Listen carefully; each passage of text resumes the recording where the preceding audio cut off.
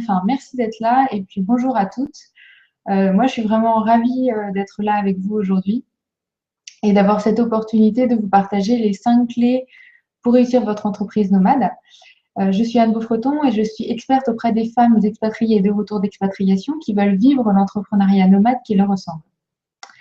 Donc, avant de partir dans le vif du sujet, j'ai quelques détails techniques à vous partager.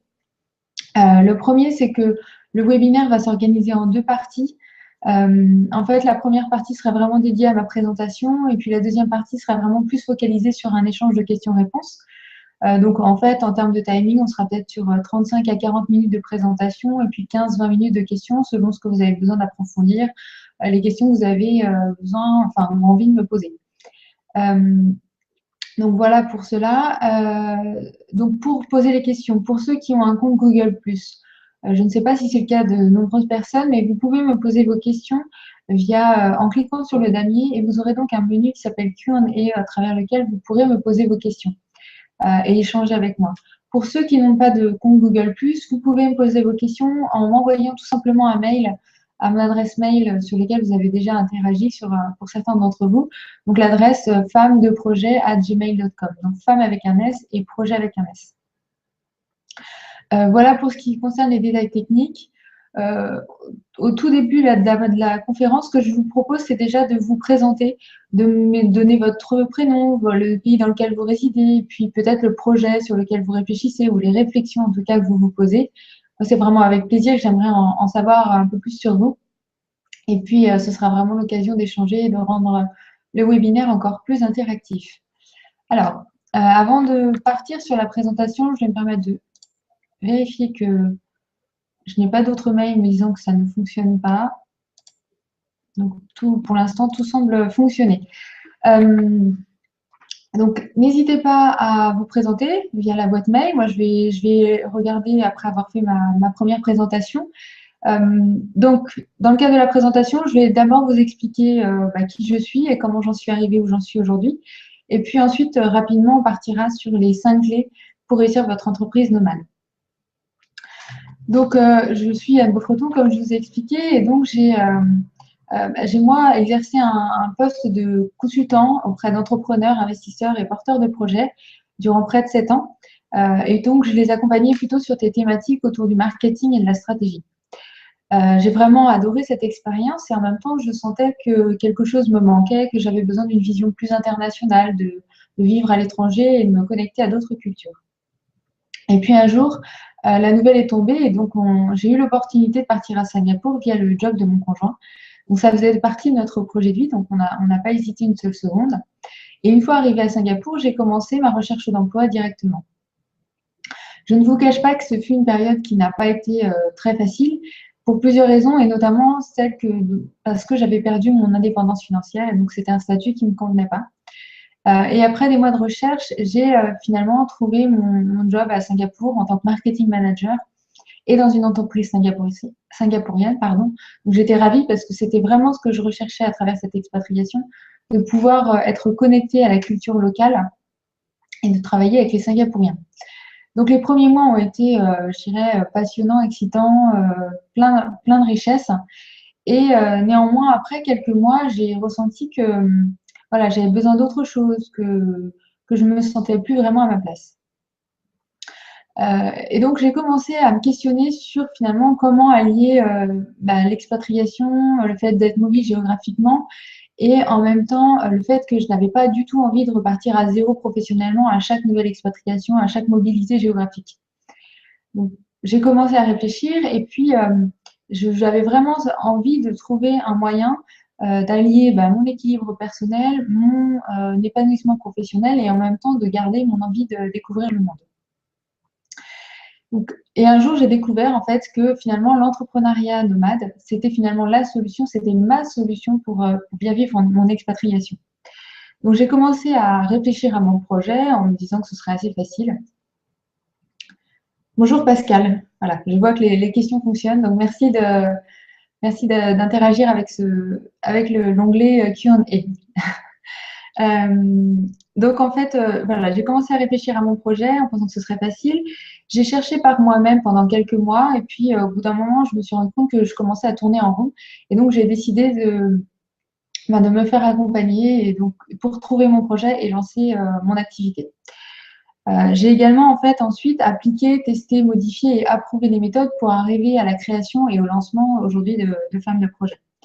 Et donc, fort de toutes ces expériences, aussi bien personnelles que professionnelles, aujourd'hui, il est comme, pour moi comme évident d'aider justement les femmes qui connaissent ou qui ont connu l'expatriation, et bien justement à partir à la découverte d'elles-mêmes, à bâtir un projet en harmonie avec leur identité et puis à révéler et lancer le projet d'entrepreneuriat qui leur ressemble pour en vivre.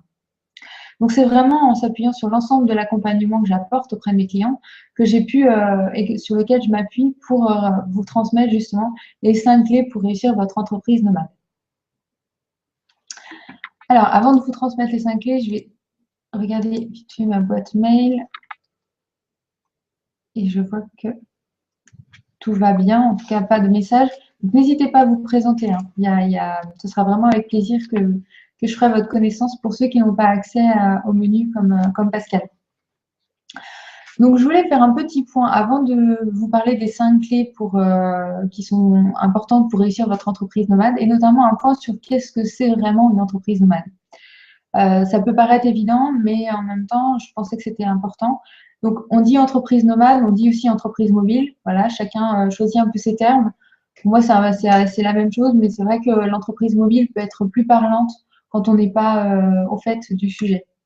Donc, l'entreprise mobile, c'est une entreprise digitale et dont l'outil est le canal de communication premier, le web. C'est aussi l'opportunité de travailler et d'accompagner ses clients, peu importe sa propre situation géographique dans le monde, mais aussi physiquement, c'est-à-dire que vous soyez dans votre bureau, dans un espace de coworking, dans un café, une gare, un aéroport, finalement, dans la mesure où vous avez votre connexion web, vous êtes en mesure de travailler, d'accompagner vos clients, de vendre vos produits, etc. Bonjour Marie-Pierre également. Donc voilà pour ce qui concerne la définition de ce qu'est une entreprise mobile et une entreprise nomade. On va maintenant partir sur les 5 clés pour réussir votre entreprise nomade. Voilà, je vérifie juste.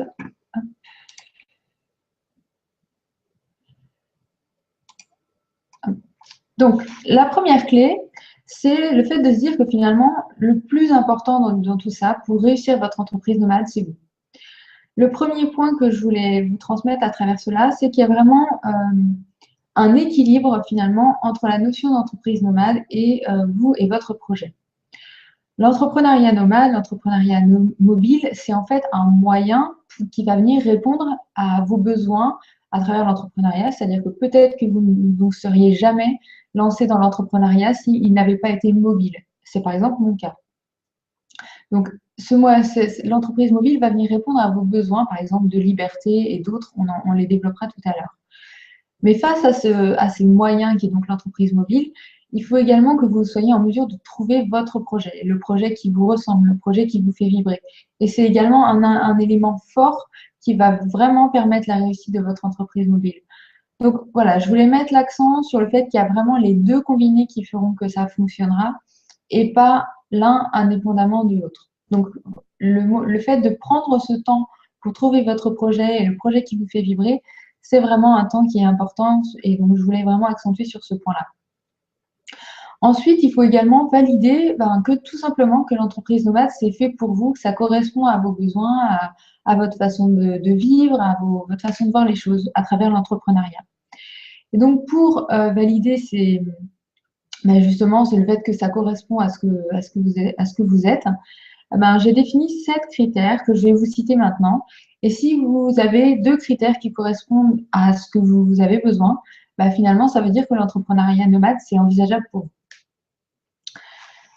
Donc, le premier point, c'est que, par exemple, vous vivez à l'étranger, vous préparez un projet d'expatriation ou vous êtes de retour d'expatriation.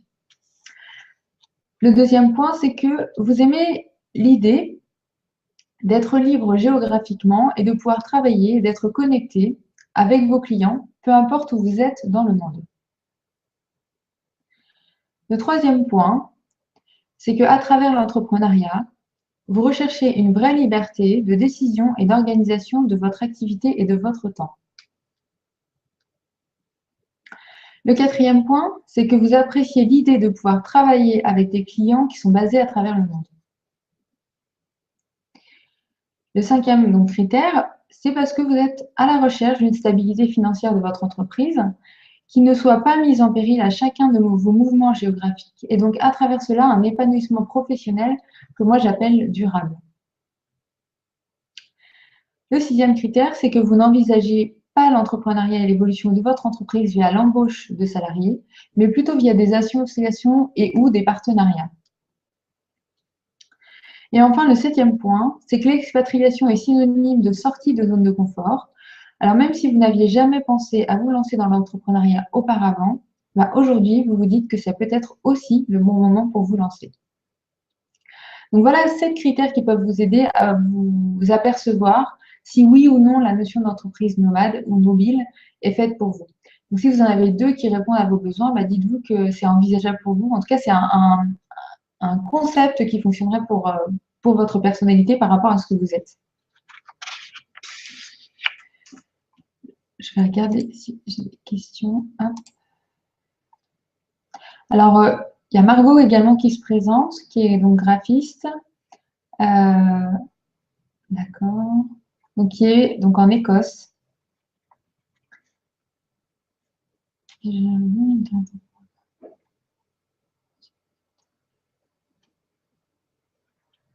Donc, qui est graphiste en freelance et donc qui dit que aujourd'hui, ça lui permet de, voilà, d'être, de m'occuper et d'avoir une certaine autonomie financière. Donc, bonjour Margot, ravie de t'accueillir. Donc, je vais suivre, si tu as des questions Margot, n'hésite pas à continuer à me les poser par boîte mail, je le regarde. Il y a également Swadou qui est connecté, qui est donc expatrié en Indonésie et qui souhaite se lancer dans le web rédaction en freelance.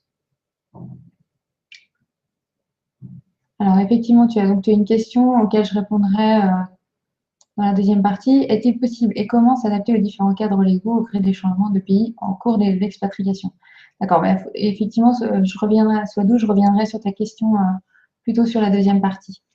Donc, je vais poursuivre sur la deuxième clé qui va vous amener à la réussite de votre entreprise nomade. La deuxième clé, c'est en fait vos clients. Le premier point à travers cela, c'est qu'il est important que vous osiez choisir avec qui vous souhaitez travailler. Alors ça peut être quelque chose qui vous interpelle. L'idée, c'est de se dire que voilà, vous lancez votre entreprise et donc au tout début, vous êtes finalement toute seule pour créer votre entreprise nomade. Qui dit toute seule dit une capacité, un impact de communication qui va se résumer à vous-même. Donc, vous n'aurez naturellement pas, j'ai envie de dire, la force de frappe qu'a une multinationale, enfin, en tout cas une entreprise beaucoup plus grande que vous. Donc, pour avoir un impact, il est important que vous soyez le plus niché possible. Parce que plus vous allez, plus vos cibles, votre clientèle cible sera large, moins vous aurez d'impact. Et à l'inverse, plus vous serez niché, plus vous aurez d'impact sur par rapport aux clientèles que vous pouvez avoir. Donc, moi, je vous invite à être j'ai envie de dire, le plus spécialisé possible dans votre domaine pour avoir un impact fort et être directement identifié comme experte en tant que dans votre domaine. Donc, pour arriver à se nicher, il faut aussi que vous décidiez finalement avec qui vous souhaitez travailler. Et donc, comment on décide avec qui on a envie de travailler? C'est tout simplement par rapport à vous-même, à votre identité. Est-ce que vous avez envie de travailler avec des hommes, avec des femmes? Quelle est la tranche d'âge qui, selon vous, correspond à la clientèle cible idéale? Le lieu, dans quel pays est-ce qu'ils devraient habiter ou est-ce que c'est justement à travers le monde? Quelles sont leurs passions, leurs lectures, leurs divertissements, leurs centres d'intérêt, leurs difficultés aussi? Donc, posez-vous toutes ces questions, essayez de dresser un schéma type finalement de votre clientèle cible et ensuite, vous serez à même de communiquer avec cette clientèle cible. Donc, l'idée de ce premier point, c'est vraiment de se dire le plus niché possible je suis, le plus d'impact j'ai sur mon marché et le plus vite j'aurai également des clients pour mon entreprise nouvelle. Le deuxième point, c'est justement, une fois qu'on a défini avec qui on souhaitait travailler, bah, il est important tout de suite et rapidement de lancer une communication, une conversation avec vos clients.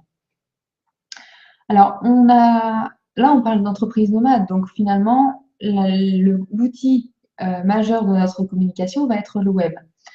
On croit souvent plutôt que bah, finalement le web, c'est un monde un peu à part, c'est différent de la vie de tous les jours, alors que ça ne l'est pas et que finalement, ben, la communication que vous devez aborder à travers cet outil, donc à travers l'entrepreneuriat nomade, c'est exactement la même que si vous aviez quelqu'un en face de vous.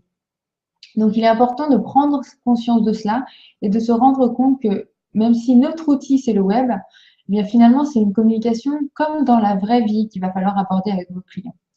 Et ça va être aussi un moyen de vous démarquer de tous les messages plus institutionnels qu'on peut trouver sur le web, de tous les messages beaucoup moins personnalisés. Et vous, en ayant cette communication qui sera beaucoup plus vraie, beaucoup plus dans le quotidien avec vos clientèles ou vos prospects, vous allez de toute façon rapidement les toucher, comprendre leurs besoins, leurs difficultés et communiquer avec eux. Donc, savoir avec qui vous souhaitez travailler et ensuite communiquer avec eux comme si comme s'ils étaient en face de vous et comme si vous étiez dans la vraie vie.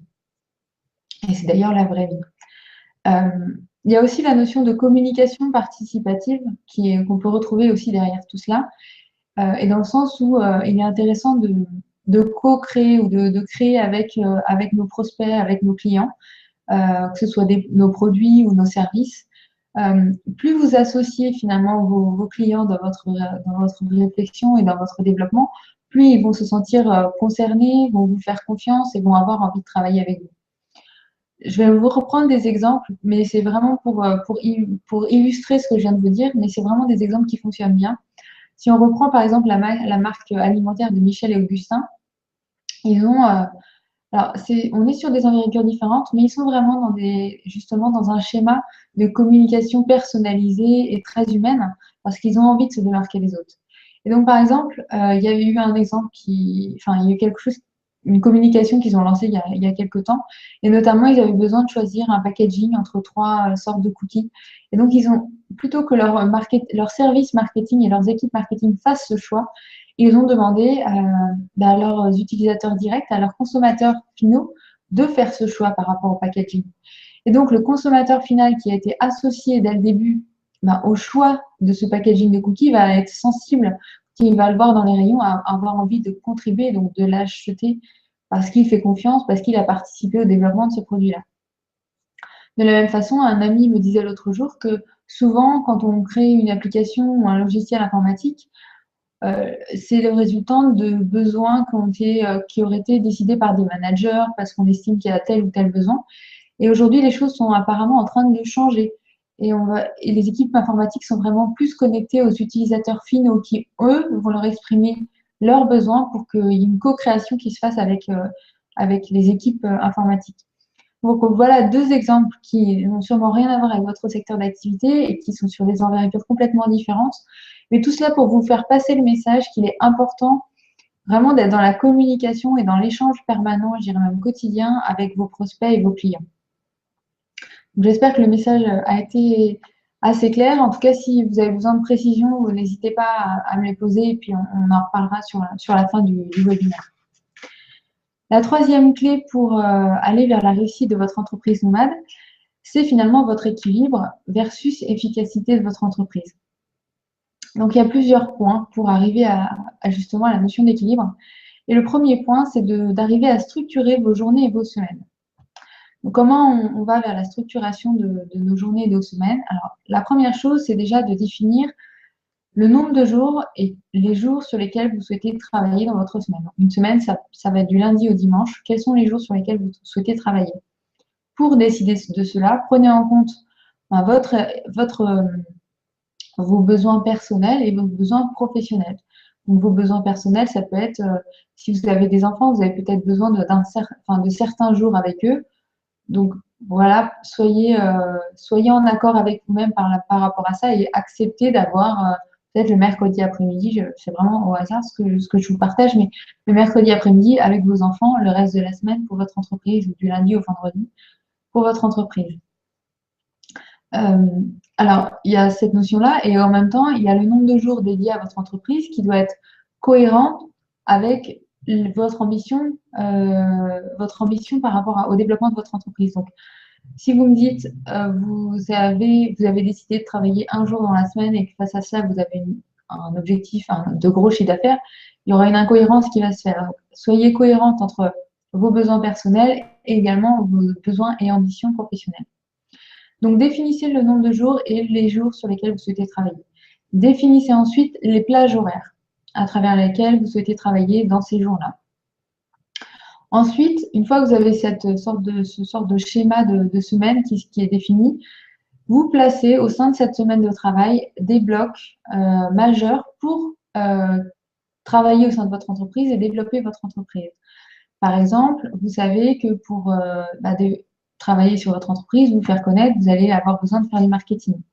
En même temps, vous allez avoir besoin de jours connectés avec vos clients. En même temps, vous allez avoir aussi besoin de jours où vous êtes plus dans de la prospection, donc les connexions avec vos prospects. Par exemple, donc voilà, on est là sur 3 thématiques différentes. Donc, positionnez ces thématiques par bloc dans votre semaine. Donc, si je reprends l'exemple de je travaille du lundi au vendredi, eh bien, vous pouvez scinder, vous pouvez mettre par exemple le lundi matin est consacré au marketing, mon lundi après-midi est plutôt consacré à mes prospects, le mardi, ce sera vraiment une journée client, le mercredi, je serai vraiment plus sur une notion de marketing de nouveau, etc., etc. Donc, positionnez dans votre semaine en fonction des thématiques qui sont importantes pour votre entreprise et son développement. Donc, vous mettez des blocs et souvent, il est intéressant de scinder des blocs par bloc de 4 heures. Donc, voilà pour ce qui concerne l'aspect professionnel. Et dans un second temps, pour justement être en équilibre aussi bien professionnel que personnel, il va être intéressant de prendre en compte vos besoins, donc vos besoins plutôt personnels, pour être toujours en équilibre et en énergie. Donc, comment identifier quels sont vos besoins? L'idée, c'est qu'à la fin de la semaine, c'est-à-dire le dimanche soir, vous soyez comme, j'ai envie de dire, apaisé ou satisfaite de votre semaine parce que vous avez aussi bien répondu à vos besoins professionnels que vos besoins personnels et vos besoins en termes de demande d'équilibre et d'énergie. Si je reprends un exemple, donc quels sont mes besoins pour être en équilibre? Eh bien, j'ai besoin, par exemple, de courir 2 fois par semaine. Je peux avoir besoin d'un moment lecture. Je peux avoir besoin d'un moment plutôt d'un déjeuner ou d'un dîner entre copines. C'est des choses qui sont non négociables ou qui sont vraiment importantes pour mon équilibre et mon énergie.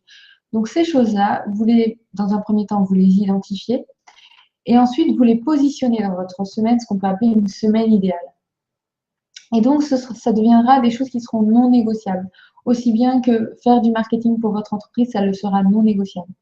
Donc il est important que finalement cette semaine idéale représente au final l'ensemble des choses qui sont importantes pour vous à faire dans une semaine pour être équilibré professionnellement et personnellement.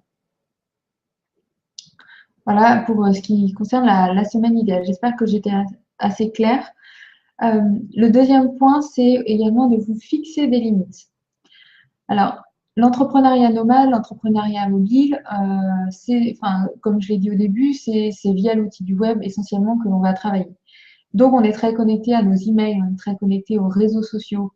Donc, on peut rapidement devenir addict à tout ça et avoir vraiment du mal à se déconnecter. Donc, de la même façon, pour privilégier une efficacité dans ce que vous faites à travers votre entreprise, il est important de vous limiter un nombre de fois dans la journée pour avoir accès et consulter ce qui se passe sur les réseaux sociaux et ce qui se passe sur vos mails sur vos mails. Donc moi, mon conseil, c'est de vous connecter 2 à 3 fois par jour maximum. Et sur ces 2 à 3 fois par jour, de positionner des timings, peut-être une demi-heure à chaque fois de consultation pour ne pas vous égarer et papillonner et être en mesure de revenir rapidement justement aux tâches que vous avez à faire pour votre entreprise et donc à être focus sur les tâches en question. Donc voilà pour les réseaux sociaux. Et puis l'idée, c'est aussi d'être en mesure de se déconnecter de tous les réseaux sociaux, de vos mails.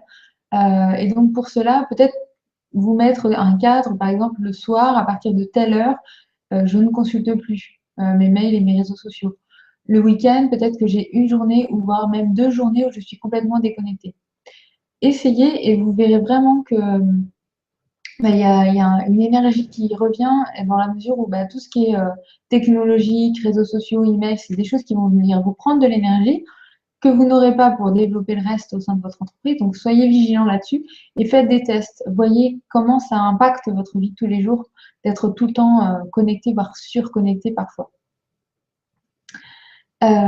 Voilà pour ce qui concerne enfin, tout ce qui est de vous fixer les limites. Le troisième point, c'est mon conseil, c'est de communiquer auprès de votre entourage. Alors, pourquoi c'est si important de communiquer auprès de votre entourage? Quand on est entrepreneur mobile ou nomade, euh, bah, souvent le regard extérieur peut être assez perturbant. Et notamment si on est amené à travailler chez soi, que ce soit dans une pièce à part ou non. Il y a parfois des regards assez perturbants ou dans le sens où les gens ne comprennent pas vraiment qu'on travaille, qu'on a un vrai travail et qu'on a une vraie entreprise à développer et à mener. Donc, il est important dès que votre projet est quasiment, j'ai envie de dire, affiné et que vous allez vous lancer à travers votre activité, de partager avec votre famille, vos amis, qui soient proches géographiquement ou pas du tout, quel est l'objectif de votre projet, qui vous souhaitez accompagner et puis surtout, quel est votre nouveau rythme de travail, quelles sont vos conditions à travers tout cela. En partageant finalement, par exemple, moi je travaille du lundi au vendredi, plutôt sur ces horaires-là, donc je suis plutôt disponible le week-end. Bah, par exemple, vos proches, qu'ils soient proches géographiquement ou même loin, vont savoir à quel moment ils vont être en mesure de vous consulter ou d'avoir un moment Skype avec vous, d'aller prendre un café, de fixer un déjeuner, un dîner, etc. Ce sera plus facile pour eux de rentrer dans votre cadre et de la même façon, vous serez vous-même moins en conflit, je dirais, intérieur. Si vous sentez que il y a des personnes qui vous demandent d'être disponible à telle heure alors que vous êtes en pleine journée de travail et que non, ça n'est pas possible pour vous parce que vous avez une priorité. La priorité, c'est de lancer et de développer votre entreprise. Donc, si des personnes continuent un peu à vous tester par la suite, vous êtes en mesure de remettre je dirais, vos limites et en tout cas de réexpliquer. Mais au moins, vous avez fait le premier pas de communiquer sur votre projet et sur votre nouveau rythme de travail. Donc voilà pour ce qui est du la troisième clé pour réussir votre entreprise nomade. Quatrième clé, votre état d'esprit. Et donc, à travers la notion d'état d'esprit, j'ai 4 points à vous présenter, notamment la notion de psychologie positive, la notion de gratitude, le fait de vous reconnecter avec vous-même et la notion de cercle d'énergie. Alors, la notion de psychologie positive dans votre quotidien. Donc, c'est en fait, la psychologie positive, c'est le fait de changer son regard. C'est comme si aujourd'hui, face à une situation, à ma place, c'était une situation plutôt négative et que je changeais de chaise pour voir un autre regard face à cette même situation et donc elle me donnait un regard beaucoup plus positif. Alors, l'idée, c'est de se dire que les pensées négatives viennent consommer votre énergie alors que les pensées positives viennent vous booster dans votre énergie. Voilà pourquoi il est important et intéressant de développer votre psychologie positive. Maintenant, j'ai aussi envie de remettre les choses à leur place. La psychologie positive, c'est vraiment un muscle qu'on développe petit à petit à force de l'entraîner. Tout comme la gratitude que je vais vous présenter tout à l'heure. Donc, pas d'affolage, j'ai envie de dire, si au tout début, vous sentez que c'est compliqué, que ça ne vient pas du premier coup. C'est vraiment à force de s'entraîner qu'on arrive à être dans cet aspect-là ou cette vision-là des situations. Alors, comment développer votre psychologie positive? Moi, je vous conseille déjà de lire des ouvrages d'experts comme Florence Servan-Schreiber, ou alors vous avez aussi Tal Ben-Sahar qui ont des ouvrages intéressants sur la psychologie positive et qui vont vous former petit à petit à cette nouvelle façon de penser. Ça peut être également en vous abonnant aux pages Facebook de ces mêmes auteurs. Donc petit à petit, ça va vous sensibiliser à toute cette thématique. Ça peut être également en lisant des citations une fois par jour minimum. C'est ce que moi je fais par exemple et ça m'a beaucoup aidé. Je continue à le faire aujourd'hui. Sur ma propre page Facebook Femmes de Projet, je partage également des citations tous les jours. Donc n'hésitez pas à aller les consulter si ça peut vous aider. Et puis, ça peut être également de vous abonner à 2 ou 3 newsletters inspirantes que vous appréciez et qui parlent de ces sujets-là. Voilà pour ce qui est de la psychologie positive. Moi, ça fait plus d'un an maintenant que je pratique la psychologie positive et je vous avouerai qu'aujourd'hui, c'est ce que je vous expliquais, ça devient vraiment automatique. J'ai automatiquement une vision différente de la situation de ce que j'aurais pu avoir il y a un an et demi maintenant. La gratitude, c'est un concept qui est très connu aux États-Unis et en fait qui vise à remercier tous les jours ou toutes les semaines pour ce que vous avez pu vivre ou ce que vous avez pu réaliser. C'est une façon de prendre du recul et de célébrer finalement tout ce que vous avez accompli, les personnes que vous avez eu la chance de rencontrer, les moments de bonheur, de joie que vous avez pu vivre. Alors, comment on met en place la gratitude? Je vous invite à aller acheter un beau cahier, un cahier que vous aimez bien, et puis tous les jours ou toutes les semaines, à noter 3 choses sur lesquelles vous êtes en remerciement, des choses que vous avez appréciées, peut-être que vous avez réalisées, des personnes que vous avez rencontrées, des moments que vous avez vécus dans votre vie de tous les jours et sur lesquels voilà, vous êtes satisfait, vous êtes heureux d'avoir pu les vivre. L'idée de la gratitude, c'est de renforcer votre muscle du remerciement et surtout d'apprécier le moment présent et tout ce que vous avez accompli. Vraiment d'avoir comme un moment où on prend du recul par rapport à notre journée, par exemple, et on se rend compte que finalement, on a quand même fait beaucoup de choses dans cette journée, même si on avait l'impression de n'avoir quasiment rien fait et de ne pas avoir avancé. Et puis, ça permet aussi de se poser et d'apprécier le moment présent et de ne plus courir après le futur en disant j'ai aussi ça à réaliser, mais j'ai également ça, mais j'ai également ça. Oui, on a des objectifs. Oui, il est important de réaliser des choses et de continuer à avancer, que ce soit dans notre vie personnelle ou professionnelle, mais il est aussi important de savoir savourer le moment présent. Et donc la gratitude est un des moyens pour réussir à être dans cette dimension-là. Le troisième point, c'est d'apprendre à vous reconnecter avec vous-même. Alors c'est important parce que on est beaucoup dans l'action quand on est dans l'entrepreneuriat. On a beaucoup de choses à faire. On a des journées qui sont condensées où on se dit est-ce que je vais réussir à faire tout ce que j'ai à faire? Et c'est parfois difficile de prendre du recul sur ce qu'on réalise et de se connecter avec nos intuitions. Donc se reconnecter avec soi-même, ça fait partie de ce moment-là où on est en mesure de dire voilà, j'arrête d'agir entre guillemets et aujourd'hui je prends le moment pour me poser, pour me demander si la direction que j'ai prise, est-ce que c'est la bonne direction, est-ce que c'est vraiment ce qui me correspond à moi, et de réfléchir sur les différentes actions que l'on prend, enfin qu'on a mises en œuvre. Est-ce que c'est connecté avec ce qu'on est vraiment? Et donc pour se reconnecter avec soi-même, se connecter avec la nature, c'est un des moyens pour réussir ça.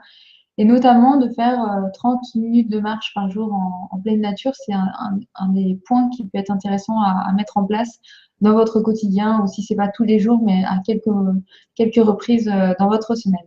Donc là encore, je fais un rappel à ce qu'on a évoqué tout à l'heure, mais ça peut être des choses que vous intégrez directement dans votre semaine idéale. Le quatrième point, donc, pour travailler par rapport à votre état d'esprit, c'est de travailler de constituer ce qu'on appelle une sorte de cercle d'énergie. Quand on est dans l'entrepreneuriat, et notamment l'entrepreneuriat mobile, on est souvent challengé sur plein de choses à mettre en place, sur des décisions à prendre. Et parfois, on n'a pas toujours le retour qu'on estimerait, ou en tout cas, on n'est pas en mesure de le voir. Et se créer ce cercle d'énergie vous permet d'échanger sur vos doutes, mais aussi de célébrer toutes les actions que vous mettez en place. Donc, ça peut être avec des personnes que vous connaissez qui sont entrepreneurs, mais ça peut être aussi des amis qui sont entrepreneurs ou pas. C'est plutôt des personnes qui sont plutôt dans une énergie positive, dans la bienveillance, qui vont pouvoir vous soutenir dans les moments plus difficiles, mais que vous allez pouvoir soutenir également en retour. Ça peut être 3 ou 4 personnes autour de vous et c'est important voilà, de se créer ce cercle pour avancer et également vous pousser vers le haut quand c'est nécessaire. On va maintenant aborder le 5e point. Et donc, sur cette le 5e clé pour réussir votre entreprise nomade, j'ai voulu mettre l'accent sur des choses sur lesquelles il peut y avoir des peurs ou même des idées reçues. Le premier point, c'est vraiment d'avoir conscience que finalement, tous les projets peuvent être adaptés à l'entrepreneuriat nomade. Souvent, j'entends des choses où le message, c'est vraiment de se dire que il y a des projets qui sont adaptables en entreprise nomade et d'autres qui ne le sont pas. Moi, je pense au contraire que le plus important et la priorité, c'est effectivement de choisir de trouver son projet, le projet qui nous fait vibrer, qui répond à notre identité, et face à cela, de l'adapter à l'entrepreneuriat nomade. Mais vraiment, tous les projets sont adaptables. J'ai pour cela sélectionné des exemples de personnes que je connais qui sont lancées dans l'entrepreneuriat nomade et qui, a priori, pouvaient avoir un métier qui,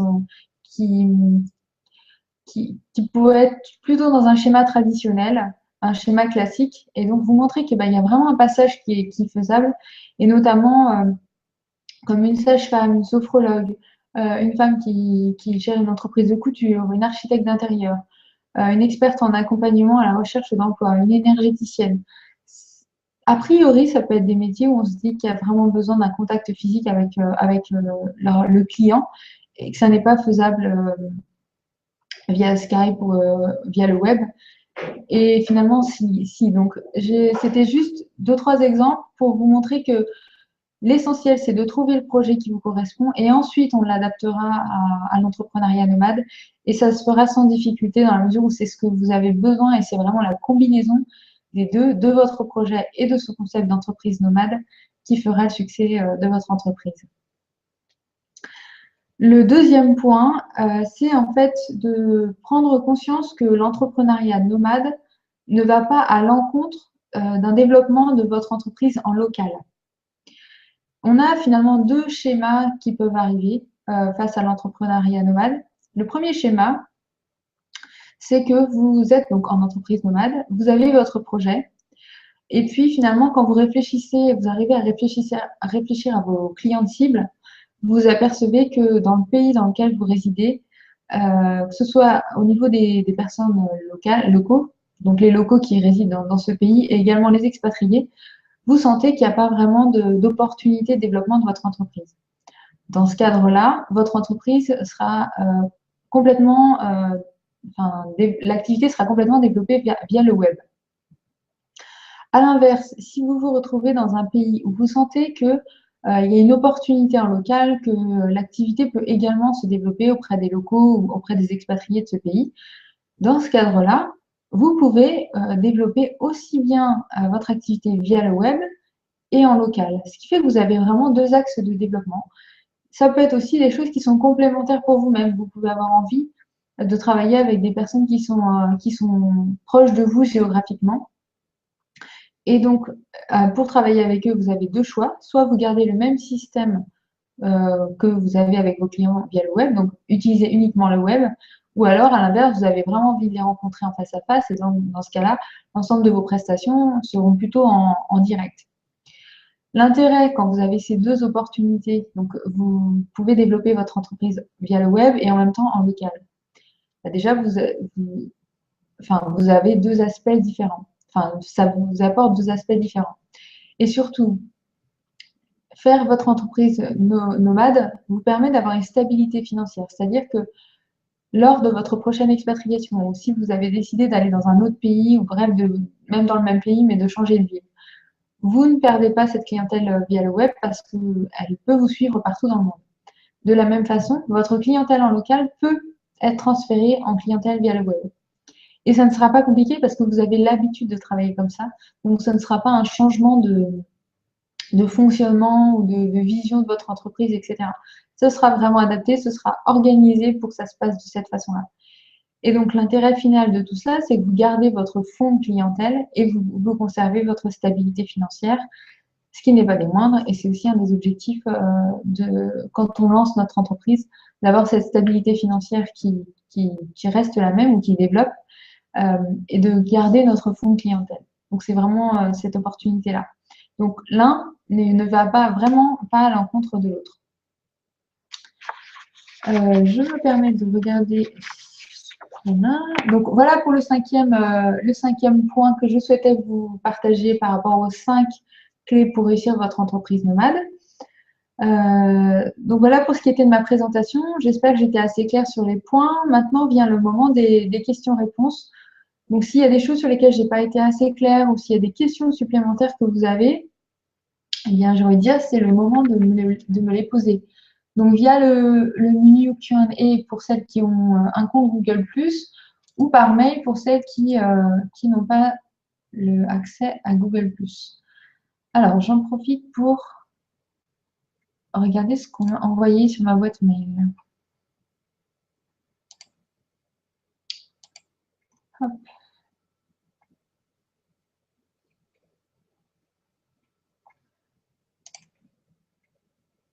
Donc, je reviens à la question de Swadou qui m'a posé sa question au tout début du webinaire. Donc, est-il possible et comment s'adapter aux différents cadres légaux au gré des changements de pays au cours de l'expatriation? Alors, là, je ne peux pas vous dire que je suis experte en juridique sur l'ensemble des pays. Par contre, ce que je peux vous dire, c'est que je sais que beaucoup de femmes expatriées utilisent le statut d'auto-entrepreneuriat qui est donc basé en France. Et donc, c'est quelque chose qui est légal juridiquement, d'avoir un statut d'auto-entrepreneur et en même temps d'être à l'international. Donc ça, c'est un moyen qui est possible et ce qui vous permet d'avoir un statut qui vous suive, peu importe où vous êtes dans le monde et peu importe vos mobilités géographiques. Donc, Swadou, j'espère que ça répond à ta question. Tu me dis si c'est autre chose. Margot. Pour des questions de budget, contraintes matérielles, je travaille chez moi dans mon appartement en Écosse. De plus, je suis contrainte à cause de la barrière de la langue de ne travailler que pour la France via le web. Je travaille sur cette seconde contrainte. Que ce soit sur le plan personnel et professionnel, je souffre de l'isolement et du manque de lien social physique, sentiment que je n'avais pas en France lorsque je travaillais en agence et étais bien entourée. Avez-vous des astuces pour pallier à cela? Alors,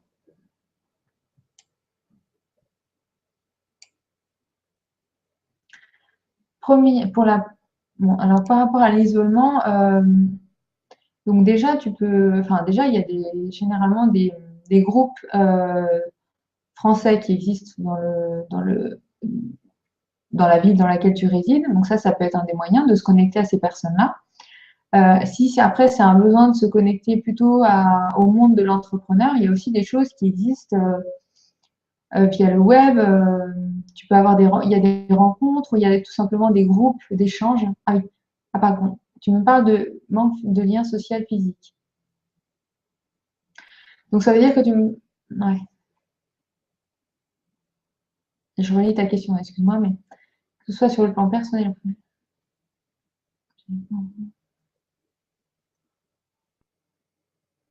Les astuces, alors justement, par rapport à ce que j'ai évoqué tout à l'heure, sur la notion d'équilibre qui est importante de mettre dans sa semaine, ben, si la notion de lien social physique est importante pour toi, c'est important que c'est nécessaire que dans ta semaine, ben, il y a un moment dédié à travers lequel tu peux aller faire du réseau, tu peux aller rencontrer que ce soit des locaux ou même des Français dans la ville dans laquelle tu es.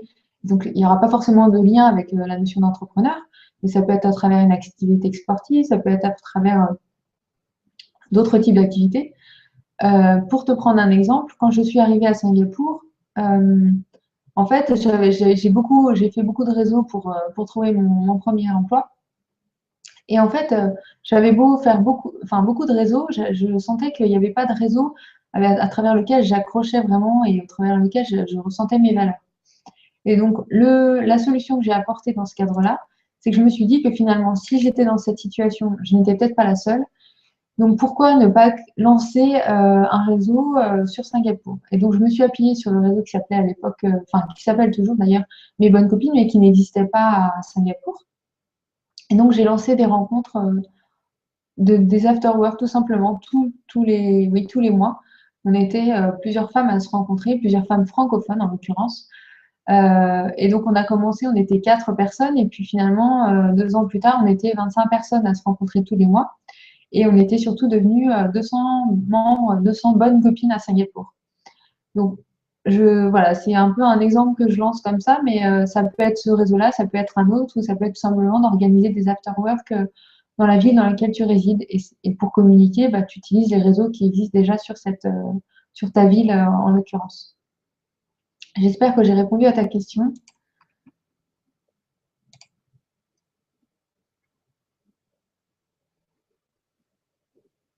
Alors, Swadou me répond. Merci pour votre réponse. Dans mon cas personnel, ce sera compliqué d'être basé en France car je n'en suis pas à ma première expatriation. Ayant eu déjà des emplois salariés dans d'autres pays, je ne suis plus résidente fiscale en France. Difficile de rétablir ce statut à distance. Alors, Swadou, il me semble que pour ce statut, tu as juste besoin d'une adresse. Tu n'as pas besoin d'être résidente fiscale. Donc, je pense que enfin, sincèrement, je pense que c'est faisable. Après, à regarder, hein, mais de mon point de vue et de ce que j'ai pu voir, je pense que c'est réalisable.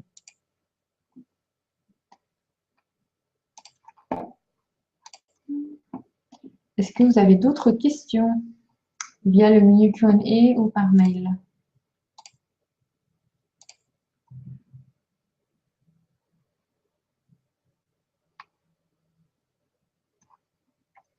Je vais attendre 1 ou 2 minutes et puis s'il n'y a pas d'autres questions, je pense qu'on va clore notre conférence.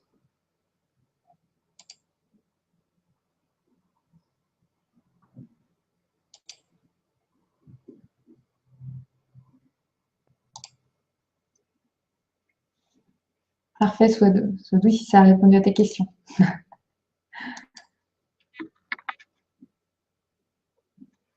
Très bien. Bon, écoutez, je pense qu'il n'y a plus de questions de part et d'autre. Il semble qu'on ait fait le tour. Ce que je vous propose, c'est que pour celles qui souhaitent aller plus loin dans la réflexion et échanger sur leurs projets, leurs difficultés, les obstacles pour vivre la vie qui leur ressemble, c'est vraiment avec plaisir que j'aimerais vous rencontrer. Et pour cela, je vous invite à prendre rendez-vous avec moi pour une séance gratuite de 30 minutes pour que l'on puisse mieux se connaître et que je puisse voir en fait en quoi je peux éventuellement vous aider. Alors pour prendre rendez-vous, je vous invite tout simplement à aller sur mon site, donc femmedeprojet.com, femme avec un S, projet avec un S, et vous allez directement dans l'onglet séance gratuite et puis vous pouvez prendre rendez-vous directement via cet onglet-là. Je vous remercie vraiment de votre participation. Je vous souhaite une belle soirée, une belle journée, une belle après-midi, où que vous soyez dans le monde. Et puis, je vous embrasse et je vous dis à bientôt.